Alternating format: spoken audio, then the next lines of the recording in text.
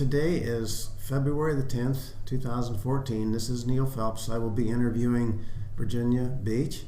She has some information about the jail that she can share with us, and we'll get started right now. Virginia, I understand you lived at the jail as a child for a few years, but we'll start out first. When, if you feel comfortable answering, if you don't. When were you born? I was born January 26, 1946. Okay, and where did you grow up? Right here in Newark. We lived on 21st Street, and we moved to the jail when I was 3, and then when I was 10, we moved out. We were there 7 years, and I've always lived in Newark, and went to the Ohio State campus here in Newark, and then on campus, and taught in Newark for 30 years. Okay, and your parents' name wasn't what was your parents? Wilson. My maiden name was Wilson. I was the daughter of Ray W. Wilson, who was a deputy, and Mabel M. Wilson, who helped the matron with the cooking and some tasks at the jail. And did your mother do the cooking for your family, or did the matron do the cooking? No, my mother did the cooking for our family. So when you arrived at the jail, you were 3 years old, so Yes. you probably don't remember much at that point. But ongoing, were there things that you recall that you did there as a child with your brothers and sisters, perhaps? I had one sister who was about 3 years older than I was, and we did lots. We just did what normal children would do. We had a swing set in the front yard, and I'm sure people wondered what the swing set was doing in the front yard of the jail. I belonged to Girl Scouts, and they delivered the cookies to my mom, who was the neighborhood chairman, and couldn't understand why they were bringing cookies to the jail, but they did. I had my 3rd grade birthday party was at the jail, so we just did. That was home to us, and we just did the normal kind of kid things. Did you ever have any thoughts about the type of people who were in the back of the jail? Did that bother you, that there was inmates in the back that maybe did that scare you a little bit? It really didn't, I suppose, because I was so young when we moved in, and we were not allowed past the double doors on each side, about halfway back, because the inmates did kind of holler out the windows and so on. So that was our rule. We couldn't go past those double doors.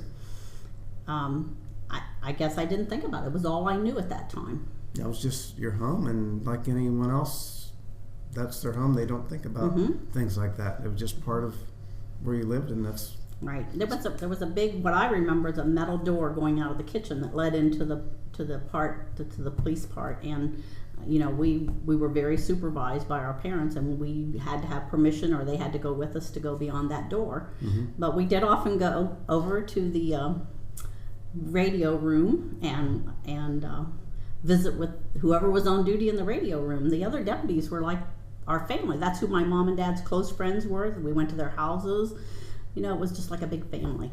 Yeah, that's pretty cool. You can remember and talk about experiences there that most kids growing up wouldn't be able to relate to at all. So it's kind of a cool thing.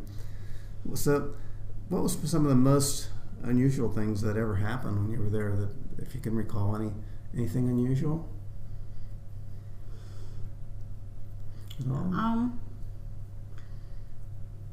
Probably not unusual things. I remember there were trustees, and they would mow the lawn and weed, and they would be outside working, and as I said, we just had, it was normal childhood growing up. I remember in the kitchen there was this big long table, and they put the trays on there and fixed the food for the prisoners, and then a trustee would come in and take those to each cell block and serve the prisoners, and it's made huge batches of food, and it was all made right there in the kitchen. It was before all the prepackaged things. In the kitchen in the basement? Or no, the kitchen? Upstairs. The upstairs kitchen. Upstairs kitchen on the first floor. Okay. Now, everyday life at the jail was fun, food, and work? Just a little bit of everything, huh? I don't remember working, but I'm sure my mom and dad worked hard. We went to Hartzler School. We walked to school and did all the normal things that school-age children do. It was it was a different kind of time, and for a long time after I grew up, I didn't talk about living at the jail because I don't want people to know I lived at the jail. But I've gotten beyond that. They might get the wrong impression. Yeah. What section of the jail did you live in, for example? Yeah. So, do you remember anybody else being there, working there at that time? And you mentioned the deputies in the radio room. Do you recall their names or anybody special? Oh, absolutely. My parents were real good friends with Clarence and Lillian Dozer. We would go to their house, the Fitzsimmons. Of course, Marie Thompson, the matron, was a good friend of my mom's. We would often go up to the 3rd floor to visit her in her residence up there. And she was also a good friend of my grandmother's, so there was like a connection there. Sheriff McElroy, I remember Sheriff McElroy, and we would go out to Buckeye Lake when my dad was on duty with Sheriff McElroy, and we would ride the rides and skating rink, and it was a fun time. I bet. Do you have any photos or artifacts from the jail that you might be willing to share sometime if they have any significance whatsoever? I have shared the photos that I have with you, and so you have copies of those. I have probably run across a couple more since then, but not significant. Okay. We were taking pictures of people. That was our home, our family. Yeah. So we were taking pictures of people. So a lot of what I have doesn't have to do with what the jail looked like inside particularly. I did share with you one of 2 prisoners downstairs peeling potatoes, and they had a chapel downstairs. They had church on Sunday, and there was a chapel downstairs where they had their church services. Was the chapel set up in the kitchen area, do you think, or do you know where the chapel might have been located? It was in the basement below where the kitchen on the 1st floor was. I did not remember the kitchen being in the basement, but Mrs. White told me that she remembered the kitchen being in the basement. So the chapel would have been probably in the kitchen area, perhaps, and set up from Sundays and then taken down for the rest of the week, I suppose. Yeah, I believe they were like folding chairs and I know up there. You do have pictures of that, and it was hard to tell exactly where part of the jail that was in, and I guess the basement, the kitchen area would have been the only logical place probably. Do you know anyone else who might be willing to be interviewed that might have information about the jail? Yeah, I know Kim White, and her mother, Marie Thompson, was her grandmother, Marie Thompson, was the matron, and Kim spent lots of weekends with her grandma there. And we talked on the phone, and she shared some interesting things with me. After we moved out, I don't remember what order, but there was a family named Smith. I believe they had a son named Nelson. There was also Tony Verasso, who was a deputy, and he was married to a lady who had been in Anarino, so the Verasso Anarino children lived there after we did. I'm not sure what happened after that. That might have been about the time that they built the new jail. Okay. I'm going to pause this for just a minute. Okay, we're back recording again. We have a couple more questions here. The next one I'd like to ask is, do you remember anything about the fixtures in the jail, the ceiling lights or the doors, anything like that you recall? Well, I recall as you came in the front door, there was a lovely oak banister, which we had fun sliding down. And to the left, originally, was our living room, and to the right was our dining room, and then there was like a parlor space in the middle. After we were there a short time, they turned the room on the left into the sheriff's office. So they blocked that in. We had 4 bedrooms upstairs. There were the 2 of us. We had separate bedrooms at times and shared a bedroom. My parents had a bedroom, and we had a guest bedroom. The bathroom was upstairs. As I recall, there were pocket doors to the dining room and living room. And then there, in the kitchen, the sink was on the south wall.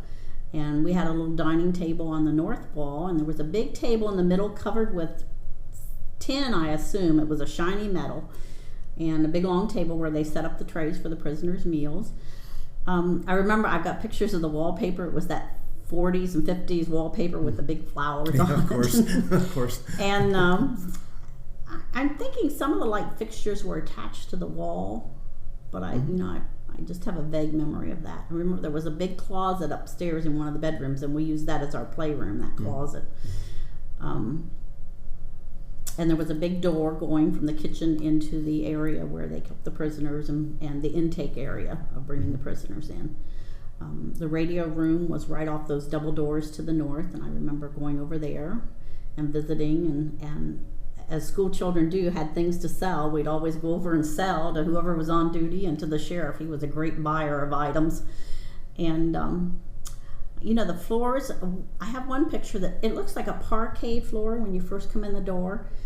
And if you look carefully, you can see a star there. And I'm thinking, when I saw the picture, it brought back that memory, and I think there was a star there that probably indicated that it was a jail or a sheriff's residence or something. From the time we lived there on, I don't believe any of the sheriffs ever lived there. It was a very nice residence, and we just did things. I have a scar on my head from hitting the gate post on the north side. No. And as I said, the details are skimpy as far as fixtures and things like that, but I do look at the pictures. There were fireplaces in the room, those big registers, those steam heaters. We had steam heat and those big old registers, and you had to be careful because they got really hot. Yeah. And sometimes they made crazy rattling noises. Yeah, they'll do that. All the rooms had steam radiators. That's a good heat. Sometimes it's too good, isn't it? Like you said, it does put out a lot of heat. Oh, I just lost some.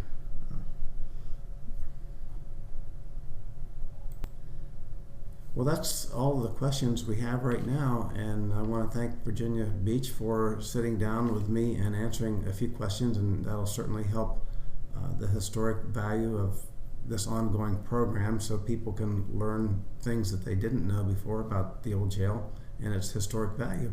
So thank you, Virginia, for sitting down with me. Appreciate that, and we'll close this interview off right now then. Thanks.